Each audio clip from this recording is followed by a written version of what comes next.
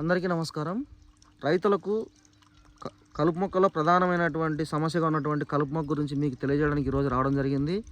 ఇక్కడ మీరు చూసినట్లయితే ఈ యొక్క కలుపు మొక్కను మనము పల్లెటూరు వాడుక భాషలో వయ్యారి బామ అంటారు. దీన్ని పార్థీనియం అని అంటారు సైంటిఫిక్ నేమ్ వచ్చేసి.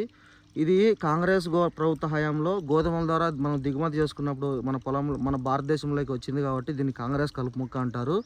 ఇది ఏ పేరుతో పిలిచినా కానీ ఇదే మొక్కనే మనం పిలిచేది. ఇది రైతులకు ఒక పెద్ద పెను సవాలుగా మారింది. ఇది ఎక్కడైనా మన పంట పొలాల్లో ఇక్కడ చూడొచ్చు.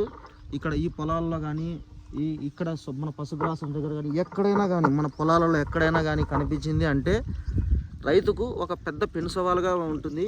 ఈ యొక్క మొక్కలు చూడొచ్చు మీరు. ఇక్కడ విత్తనాలు, ఈ ఫ్లవర్స్ ఉన్నాయి కదా, దీనికి విత్తనాలు ఉండవు అన్నమాట. ఈ యొక్క ఫ్లవర్సే దీనికి విత్తనాలు. ఇది కన్నా డ్రై అయ్యి ఒకసారి రాలినదంటే దీన్ని ఆపడం ఎవరి తరం కాదు.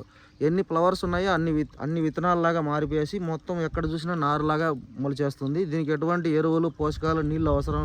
జస్ట్ వాటర్ తగిలితే చాలు మన పంట పొలంతో పాటు పోటీపడి, ఇక్కడ చూడొచ్చు, మన పంట పొలంతో పాటు పోటీ పడేసి మన పంట పొలం కంటే హైట్ పెరిగిపోతుంది.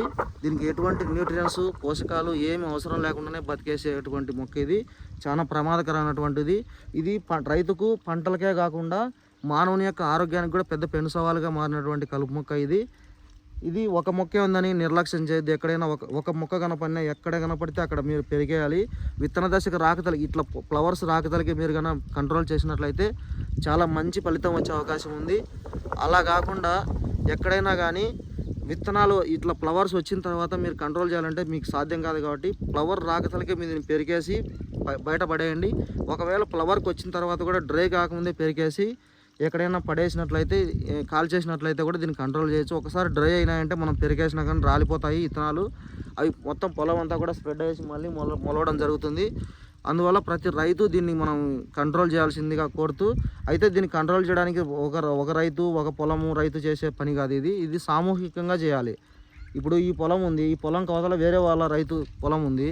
ఈ రైతు కంట్రోల్ చేసినా కానీ పక్క పొలం రైతు దీన్ని నిర్లక్ష్యం చేసినాడంటే అక్కడి నుంచి గాలి ద్వారా స్ప్రెడ్ అయ్యేసి దీని విత్తనాలు మన పొలంలోకి రావడం జరుగుతుంది. ఈ పొలంలోకి ఇక్కడ కూడా అది జర్మినేట్ అయ్యేసి మళ్ళీ యథాస్థితికి రావడం జరుగుతుంది. కాబట్టి ఇది ప్రతి ఒక్క ఒక రైతు చేయకుండా సామూహికంగా అందరూ చేసి ఈ యొక్క ఎక్కడ కనపడితే అక్కడ దీన్ని కంట్రోల్ చేసినట్లయితే ఇది పూర్తిగా మనం కంట్రోల్ చేయొచ్చు అని తెలియజేస్తూ, ప్రతి ఒక్క రైతుకు ఈ విషయాన్ని, ఇది రైతులకు పెద్ద పెను సవాలుగా మారినటువంటి కలుపు మొక్క. కాబట్టి ఈ యొక్క కలుపు మొక్కను మనం కంట్రోల్ చేయడానికి ప్రతి ఒక్క రైతుకు ఈ విషయాన్ని తెలియజేయండి.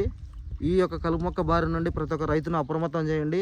మన భారతీయ వ్యవసాయము ఈ యొక్క కలుపు మొక్క వల్ల పెద్ద సవాళ్ళను ఎదుర్కొంటూ ఉంది. దీనివల్ల దిగుబడులు తగ్గిపోతున్నాయి.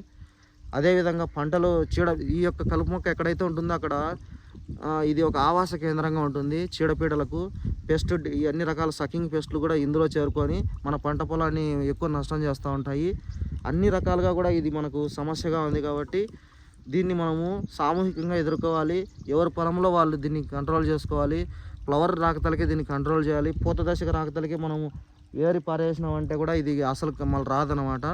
ఈ విధంగా అన్ని జాగ్రత్తలు తీసుకొని ఈ విధంగా మనం కంట్రోల్ చేసినట్లయితే ఈ పార్థీనియం కలుపు మొక్కను మనం ఖచ్చితంగా నివారించవచ్చు అని తెలియజేస్తూ, ఈ యొక్క కలుపు మొక్క గురించి ఈ అవేర్నెస్ సరిగా లేక మన భారతీయ వ్యవసాయం, మన భూములలో ఎక్కడ చూసినా కానీ విపరీతంగా ఉంది.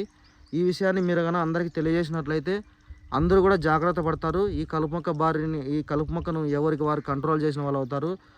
అది చాలామంది రైతులకు తెలియదు. కాబట్టి ఈ కలుపు మొక్క గురించి మీరు అందరికీ తెలియజేసినట్లయితే అందరూ కూడా అప్రమత్తం అయ్యేసి దీన్ని మనం కంట్రోల్ చేసిన వాళ్ళం అవుతాము. అప్పుడు దిగుబడులు బాగా వచ్చి మన రైతులందరూ సంతోషంగా ఉంటారని తెలియజేస్తూ ప్రతి ఒక్కరికి పేరున ధన్యవాదాలు తెలియజేస్తున్నాను.